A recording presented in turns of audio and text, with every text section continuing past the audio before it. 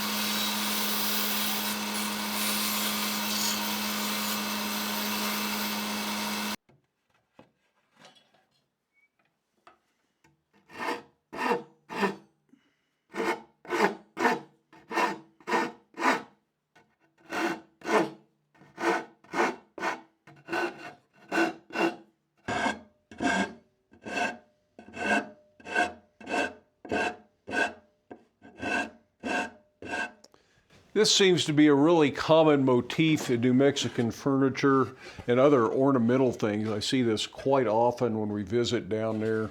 So this is a design that I want to get more experience doing so that I can use it other places. And a small piece like this is a great way to learn. If I screw this up, I'm not out much material or time.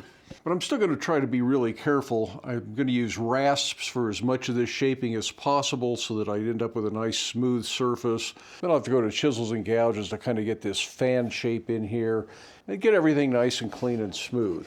So this is just going to be kind of a long process. I'll probably spend 3 or 4 evenings working on this. I'm working after I'm done in the blacksmith shop.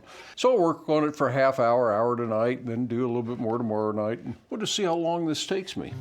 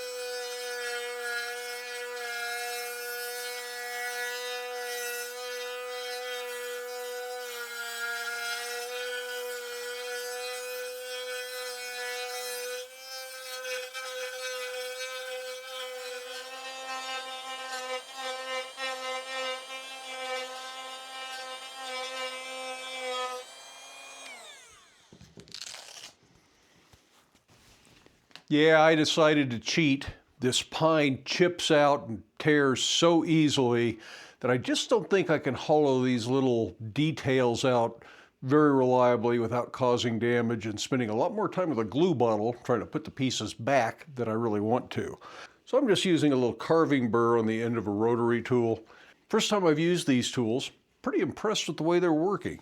These are from Cuts-All, and I've got a couple of sets, a coarse set and a fine set.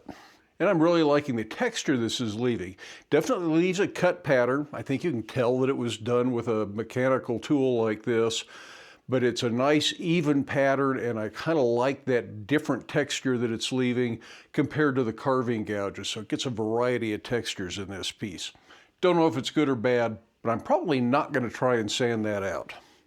Oh, and the dust mask I'm wearing is one from Base Camp. I found this to be a really comfortable mask. It has quickly become my favorite. And sure, I'll leave links down in the video description. It is what we do here on YouTube after all.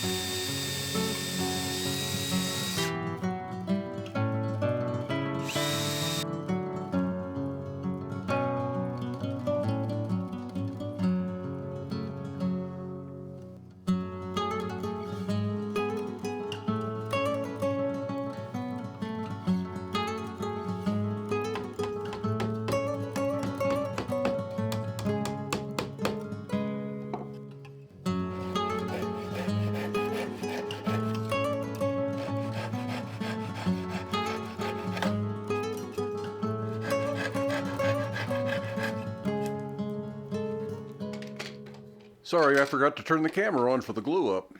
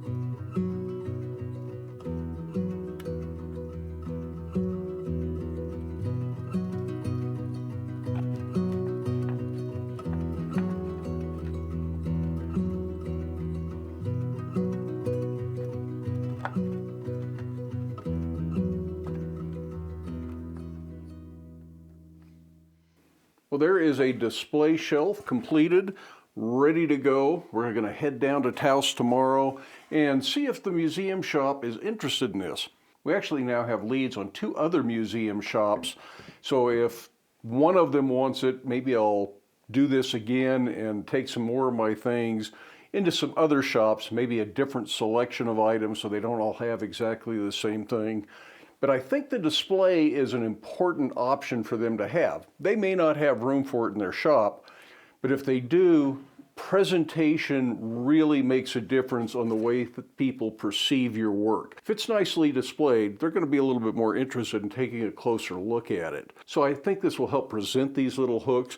And of course, the shelf up here can hold other things like maybe some little bottle openers or a different hook, things that maybe I don't have as many of to sell right at the moment. And of course, if somebody wants to buy the display, I would probably be willing to sell that, and I'll just need to make another one. This was a fun project. I'm really glad I did it. I'm thrilled with the way this carving came out on top. It's a little bit irregular, but I think that's really in keeping with the style that you see down there. Things are a little bit more folk art and a little bit less refined in most cases. Anyways, I want to thank you for watching the video, and we'll see you for the next one.